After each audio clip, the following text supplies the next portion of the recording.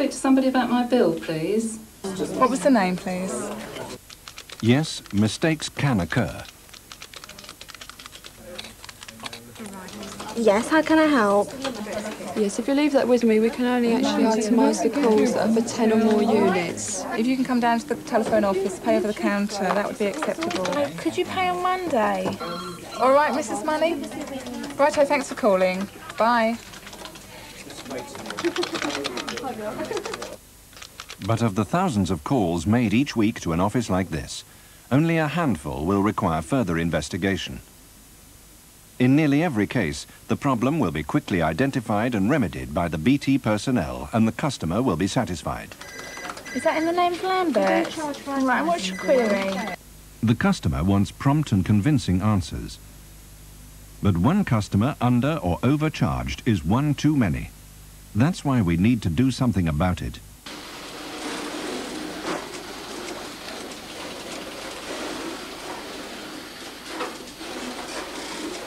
The older Strauger, Crossbar, TXE2 and UXD5A exchanges, although being phased out gradually, will remain in service until at least the year 2000. And that's where the problem lies. It's the billing queries from customers connected to these exchanges which must be reduced.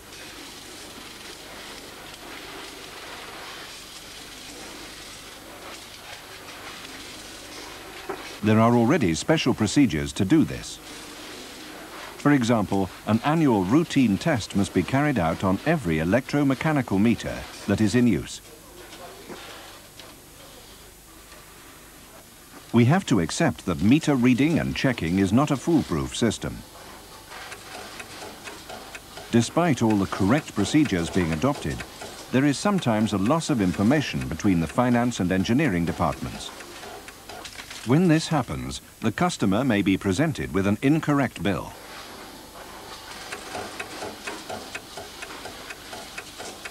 Right, if you leave it with us, Mr. Brown, I'll get someone to look into it and we will get back to you in writing. In the meantime... Faults are rare, but when they're discovered, it's more likely that the customer will have been undercharged rather than overcharged. When a faulty meter is found, it must be changed rather than adjusted or repaired. I honestly couldn't say. Hopefully in the next week or so, but I couldn't guarantee. But we will write to you to let you know the progress of our investigations. Okay then, thanks a lot. Bye-bye.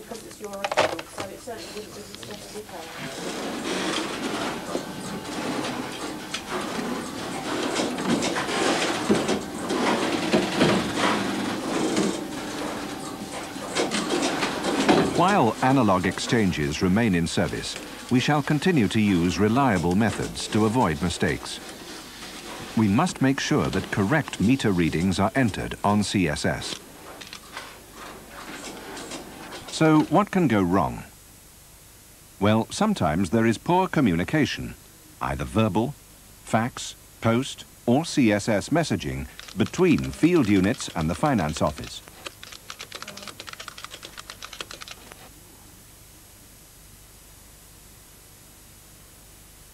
There must always be good communications between the finance office and field units, especially when meters are replaced at the exchange. If details of this work fail to reach the finance office, the customer's record on CSS will not be updated. The problem may only come to light if the customer queries the next bill. Although there are safeguards to prevent this happening, some things still slip through. One of the main changes to the present system will be the introduction of control points for the finance office and field units. These control points will monitor the progress of job requests and record work at the exchange that affects customers' metering. These new procedures will greatly reduce the possibility of billing errors. They will allow the monitoring and auditing of requests for special meter tests and the changing of meters. This, in turn, will provide evidence of how well the procedures are working. Here's how it will work at the finance office. If the call reception unit needs to refer a customer to a team in the back office, all the details of that account will be available on CSS. The back office personnel will decide if further investigation is necessary, They may request a special meter test or a change of meter. You said your husband from Scotland, didn't you? Just have a look, give you an idea how much. Do you know how long you're going for? The finance office control point now becomes involved. A job request form will be passed to them, and from now on this control point becomes the link between the back office and the engineering control point. The finance office control point may be fed by several finance offices. This control point will forward job requests for special meter tests and change of meters to the appropriate engineering control point. They, in turn, will forward the job request to the relevant exchange field unit and monitor its progress. The location of the engineering control point will be determined by zone managers and local conditions. Wherever it is, the local control point will always receive the job requests direct from the finance office control point. All job requests will have a job request number allocated by the finance office control point. The engineering control point will provide serial numbers to exchange and frame field unit personnel for use on their work forms.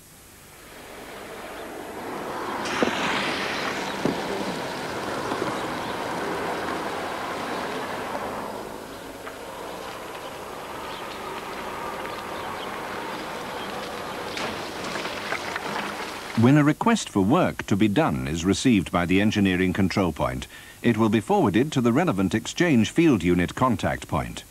They will assign a technician to carry out the work.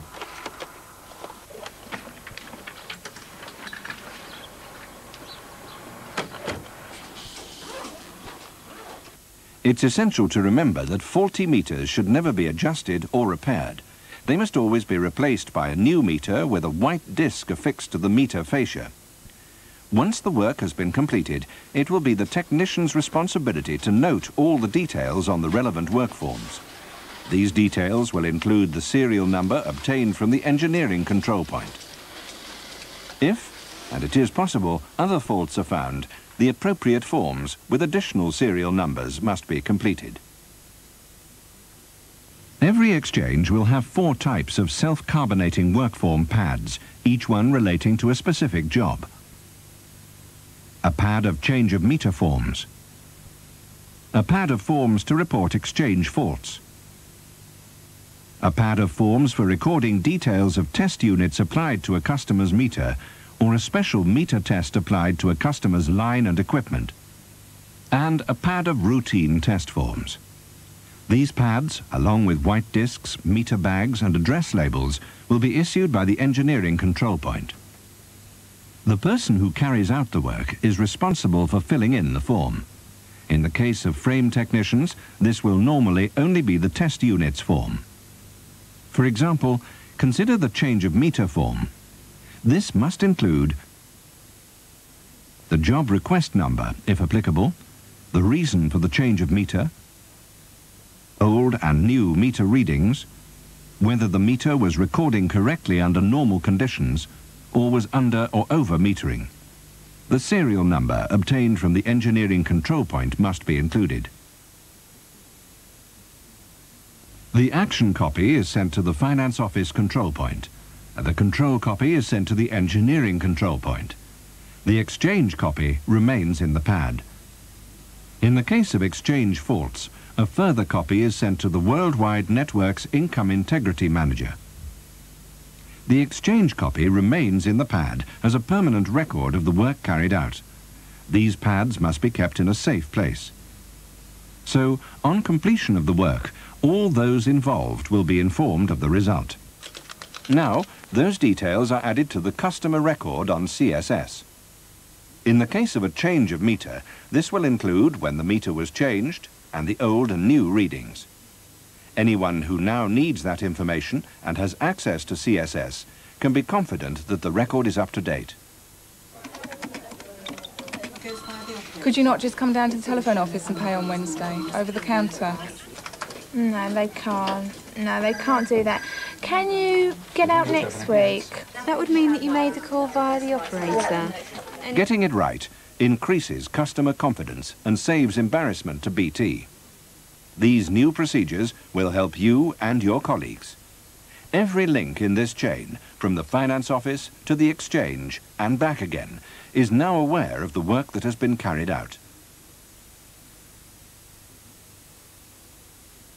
There will be a visible audit trail for job requests and exchange-generated work affecting customers' meters.